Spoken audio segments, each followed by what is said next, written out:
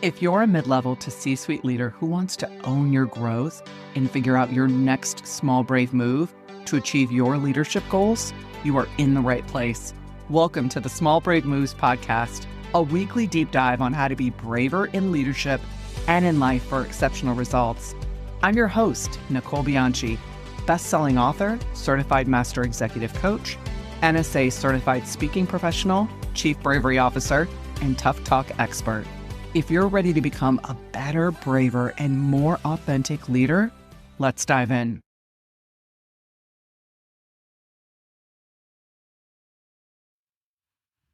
Welcome back to the Small Brave Moves podcast. This week, I'm so excited to be joined by a guest who has led at the highest levels of healthcare leadership, built a nationally recognized culture, and earned best places to work, and made the brave move to step away from the CEO role she spent 24 years earning. And she'll be the first to tell you that none of that prepared her for the hardest thing she's ever had to do, leading herself. Patricia Kearns is a former president and CEO of QLI, one of the country's leading rehabilitation organizations for brain and spinal cord injury. Today, she's the chief operating officer at Immanuel Communities, a completely different role, a brand new team, and zero home field advantage. And in this conversation, she gets brutally honest about what it actually takes to let go of control and why patience with yourself is one of the most underrated leadership skills, and what happens when the biggest thing standing between your team and their growth is you. Join me in welcoming Pat Kearns to the podcast. I'm so excited for Pat to be here today to unlock and just kind of unpack some Conquer Yourself moments in our Conquer Yourself series. So Pat, thank you for joining us. I'm so excited to have you here. Oh, thanks for having me. I love the topic, and it's always a pleasure to have a conversation with you. So glad to be here. Oh, thank you. So Pat, let's jump into it. So you have led at the highest level, CEO of a very successful business, amazing culture, best places to work. And you're now stepping into a completely different role. And most people think about leadership as mastering others. But this conversation is about something so much harder, and that's really mastering yourself, which is a part of our Conquer Yourself series. So let's start here. Where is your leadership feeling particularly hard for you right now? Given the change and transitions I've been through over the last few years, and this is probably always true of my leadership journey, but one of the things I'm really trying to master right now is patience with myself.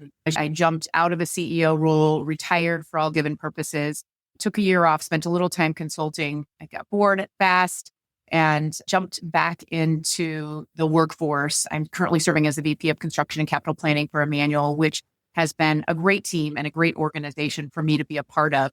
But when you're coming in new to an organization, still in healthcare, but a very different organization, serving a different population, a new team, new processes, it requires me to have patience with myself to be sure I'm not just launching in, trying to fake it till I make it, but really being patient to take time to learn, to get to know the people I'm working alongside, to get to know the organization and the priorities, all of the processes, lots of new things. So yeah, that's what I'm trying to conquer with myself is just patience and grace to take the time I need to learn. Is there anything leaving that CEO role, retiring, kind of dabbling in a few things and now launching into another career? Is there anything you had to let go of? Yeah. When you're used to having the ultimate accountability for an organization, you're used to being in control all the time. Even if that control comes from a good place, a place of serving others, being in control really takes some time to let go of, not having to make all the decisions, not having to be in charge of everything, and ultimately be the final stop for everything. And so stepping away for a year just to decompress from that, to have some time to really dive into getting to know myself at this age and at this stage in my career and what my priorities were, what I really enjoy doing, what drives me to get out of bed every morning. It was good to have that time away to learn that, but habits are habits. And so jumping back into a role even if it's a different role in a different organization, there are still those tendencies to want to jump right back into being in control of everything. It's been good, but a little bit of work to let go of that for sure. Well, the comfort yourself journey never ends, right? There's just points where it kind of ebbs and flows, and there's points where we're doing probably pretty well, and then things pop back up. So tell me about a time that you were trying to control an outcome, maybe a person, and somehow it backfired, whether it's in your current role or in your past role. I have a mindset that was instilled in me early on, which is a really healthy mindset.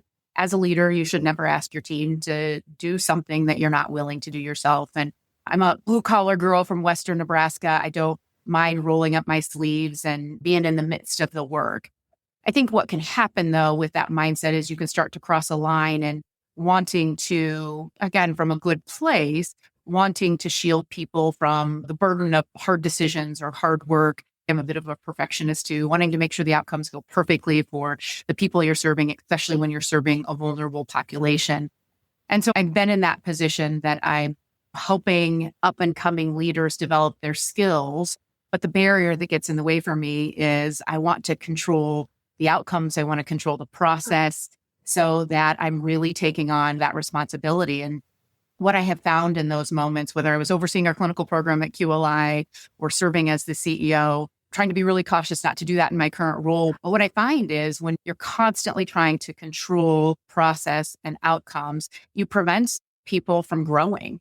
And then if you're in a position of needing to promote people or to take on new challenges for the sake of the organization's growth, your people aren't ready to do that. Mm-hmm. And if people aren't growing and learning, you're probably also interfering with their satisfaction in their job and the pride that they might be craving for their work. And so as much as I like things to go perfectly and I never want to burden anybody, that ultimately that level of control can really interfere with people's success and their happiness. I really appreciate you hitting on the cost, right? That's the true cost of the control. And sometimes we don't see it. And it's so fascinating earlier on in our career as leaders that when we move from that, like, I have to take care of everything because I'm the individual contributor, I'm the expert, right? And then we move to the leader role, that it's hard to really let that go in a lot of cases because we want to solve, direct, take care of things, which is a form of control as well. If leaders don't make that shift, they become, right, well, I have to go to my leader for everything. And then things slow down. We know where that ends up going, right? So yeah, absolutely. How do you catch yourself before you go back into control mode? Like, what is something that you notice that when you notice you're heading that direction again? Right now, I will say I have the benefit of sort of structural modification, if you will, as a way to help me from being in control. As I grew up at QLI on the clinical side of things, and ultimately just given the size of the company, even in my CEO role, I had been at that organization for 24 years, was a clinician by background. I built many of the processes, not just on the clinical side, but on the HR side, building structures on our campus. So I was, for all given purposes, the expert at most things in my role. And so it made it easy for me to be sort of quick to take control over things, quick to make decisions on things and to move things ahead. And rather than pause and give other people a chance to come along and drive things. So in my new role as VP of construction, I have an incredible team of experts who have a level of technical expertise that I don't have. And so I'm bringing in my experience on the people leadership side, the process leadership side, and healthcare. But I have a group of contractors that really have experts when it comes to the work that we're doing to building structures and managing capital for Immanuel. So it's been a fun change for me. I don't always have the first answer. I don't always have the right answer. And that structural modification does force me to just take a pause and make sure that I'm considering the best process forward rather than just controlling things. I'm also at an age and have the experience as a leader that I've had a chance to see the downside of controlling everything. Yeah. I really find a lot of joy in helping individuals grow and be on that path of leadership. And so knowing that I have to take a beat before I jump in and give an answer, or I just charge forward and lead a situation so that other people can grow and learn. I've had a chance to experience both sides and definitely be on the positive side of that. I eventually, and this is true when I was in my CEO role, that I eventually learned that in order to move on to your next great thing in your career, you have to have a constant mindset of working yourself out of a job. And if you're going to work yourself out of a job, then you have to bring people with you so they can get promoted into their next big roles. That's such a great example you said just a few moments ago about take a beat, pause before I respond. And the thing I really challenge leaders with that struggle with that, like especially this emerging leader group I was working with last week, is take a beat and ask a question. Like think about what am I most curious about right now, and ask a question and then ask another question, and showing them that with just three questions, the people have resourcefulness is inside of them, right? And if you ask them three questions, they'll arrive at the solution. Now, you can always go in at the end of that third if they're way off base or something's happening and sprinkle in a little of advice or consulting, but allowing to just pause and ask questions helps make that shift too. So I love that. Sometimes it's worth evaluating too, if I allow somebody else to move through this process from start to finish, even if it's not the same way I would do it, what's the worst thing that's going to happen? And if it's not catastrophic, it's sometimes those consequences, if it doesn't go perfectly, are really great learning experiences. Now, sometimes they may be big consequences and there's a lot at stake and you do want to be part of that process. But if it's a learning opportunity, that's how I learned, right? I made lots of mistakes along the way. And I'm really grateful to have had leaders that allowed me the leeway to make some of those mistakes as long as it didn't do any significant damage, because it's how I learned and how I grew into the leader that I am today. Oh, I love that. So let's shift a little bit into brave conversations. Think about a conversation that you maybe avoided for too long. And what happened when you finally had the brave conversation? Yeah. Early in my leadership career, I will admit that the transition from being a peer to supervising my peers was a harder transition than I expected. And when you're used to being friends with someone and working side by side and maybe not having to take accountability directly for their growth, when you shift into being their supervisor and you're accountable for giving feedback when performance is maybe not where it needs to, that was a big transition for me. And so I had some situations early in my leadership career that I did avoid having those hard conversations. And what happened over time is I let standards slip. I allowed performance to not really meet expectations. And not only did it do damage to the relationship that I had with that individual, but the people around that individual suffered as well because of that. And so at the point I finally had those courageous conversations, there's good and there's hard things that happen from that. Letting a conversation go too far and then eventually having it, there was still some irreparable damage with that relationship that I couldn't overcome. I will say, though, for the good of the rest of the team and the organization, it allowed things to get back on track to have that conversation. I've gotten better at that as I've gotten older. And again, I have more experience. I probably to a fault don't always have the need to be loved and adored.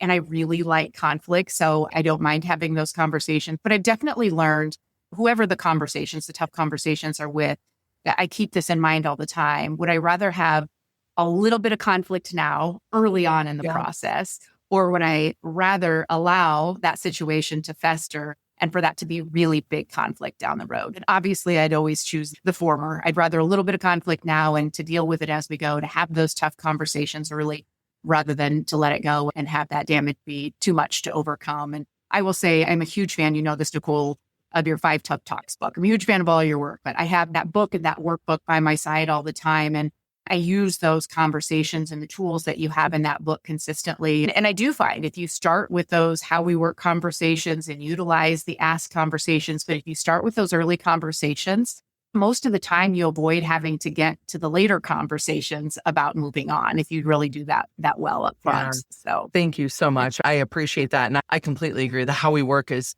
so foundational. It's never too late to go back and have that, even if we missed it, right? We missed it, or even if things feel a little off. I always am like, go back there. Because when people say, where do I start? What do I do? Go back to the how we work conversation, start laying the foundation, and it will make the rest of it, the other conversations, so much easier. So for anybody that's listening that is avoiding a conversation right now, what's one piece of advice you'd give them? certainly it's important to have the courage to have the conversation, but the most helpful tool, and again, this is part of your 5 Tough Talks book, the most helpful tool I've learned over time is take time to prepare for the conversation. You need to have the courage to take that first step. But if you really put the work in ahead of time for the conversation, what do you want the outcome of the conversation to be? Or how do you want that person to think and feel at the end of the conversation?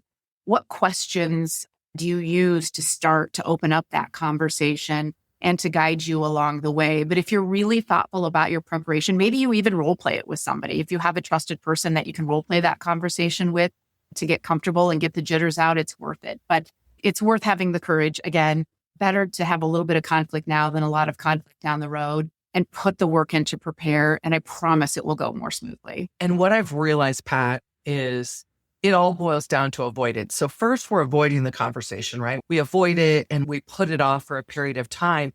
And then what happens when it comes time to no, we finally have to have it, we're avoid having to think about it and to process it. And so then avoidance comes in a different way.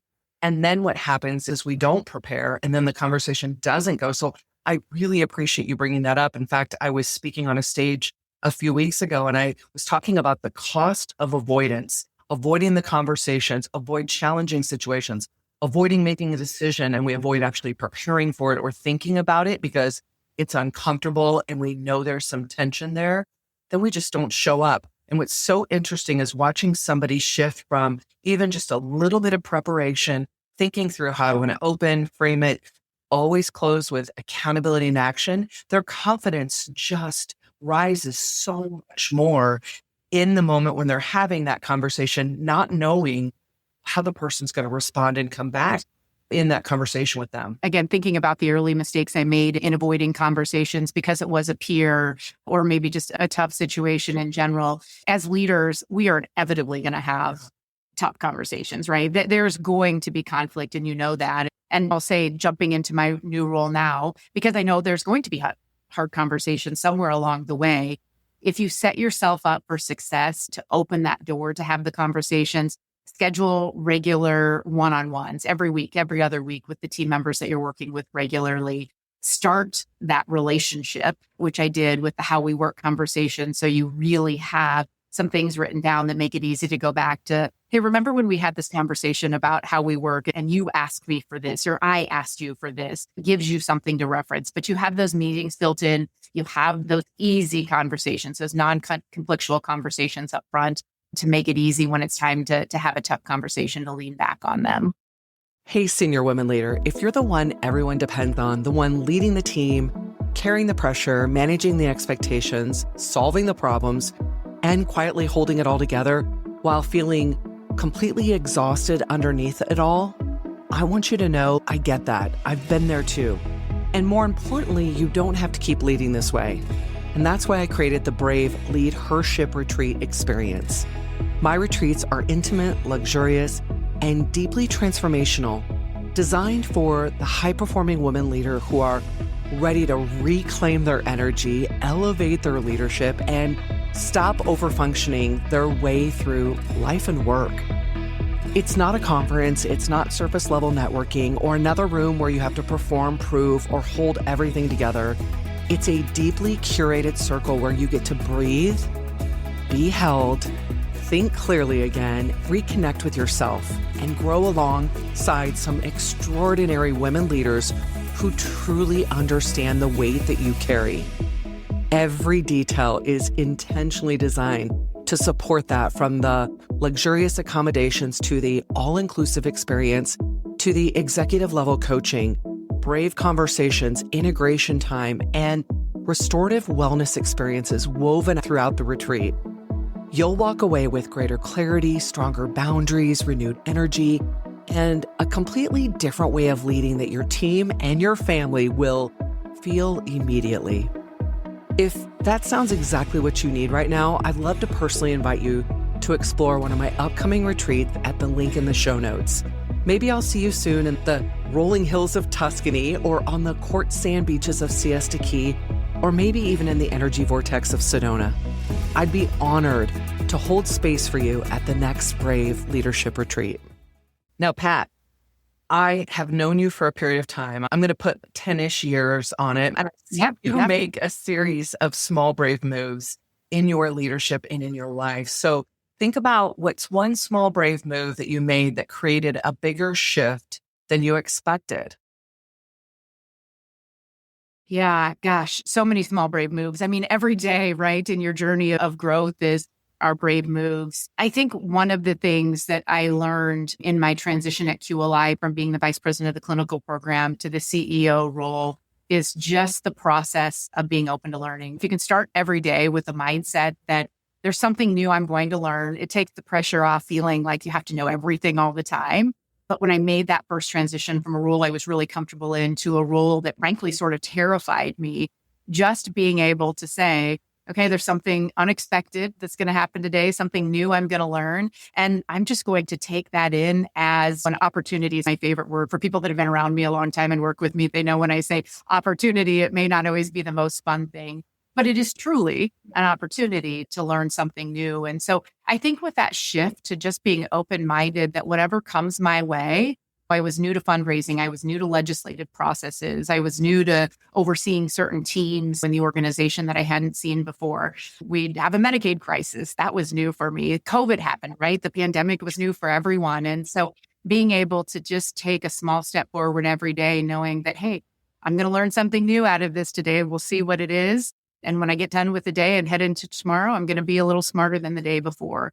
What was probably a shift for me.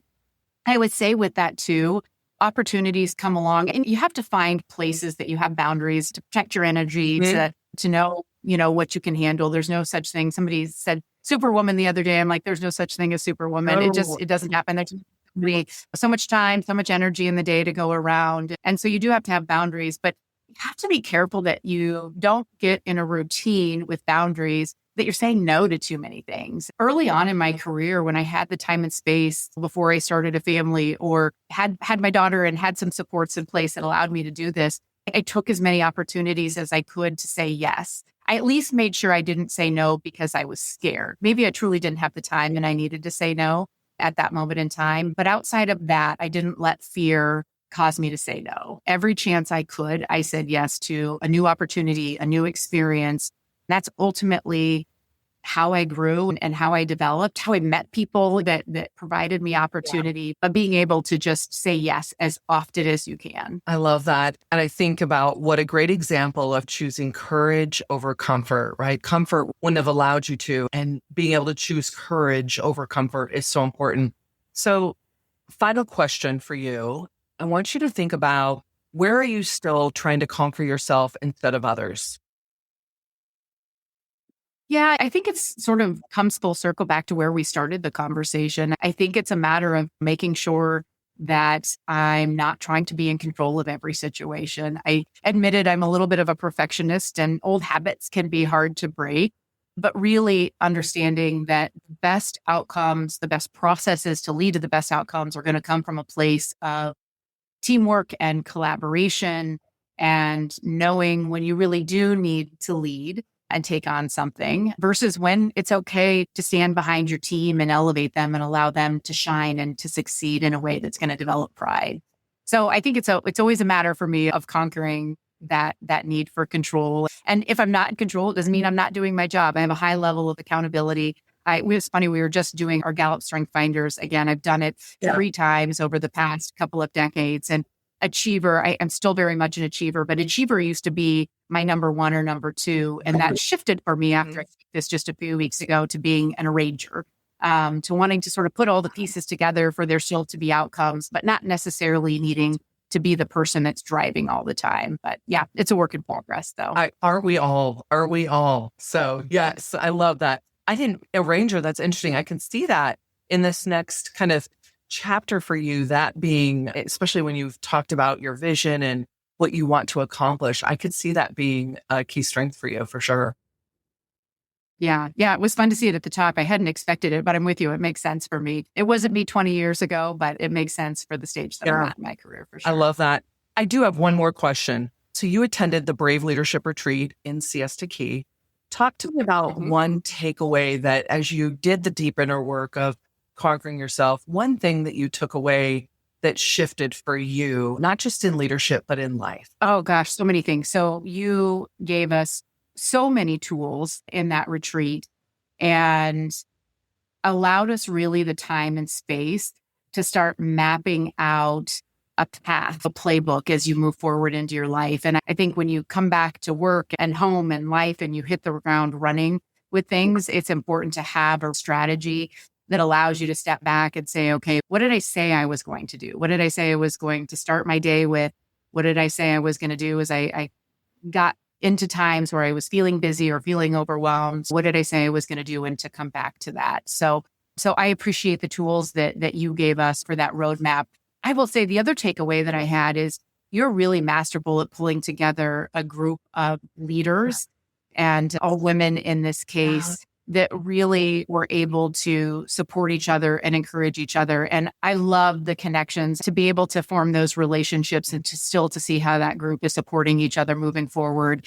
It's a huge takeaway. You can never have too many amazing women in your life to support you along the way. And it's been fun to see that continue with that group. I love that, Pat. Thank you. It's such a good reminder. And I wish I would have known this earlier on in my career that as we continue to rise, it can get really lonely, feel isolating, right? And to be able to have this circle, this network, this tribe of people that are just unselfishly fired up for you during the amazing times and there to help pick you up, right? Because the journey is this. And so is the Conquer Yourself journey. And it's something that we'll continue to work on for the rest of our lives if we're deeply intentioned, right? So Pat, thank you so much for joining us today. I appreciate your stories. I appreciate your leadership philosophy and sharing more about moments when we can conquer ourselves or make that small, brave move and why we should lean into those brave conversations. So thank you for joining us today.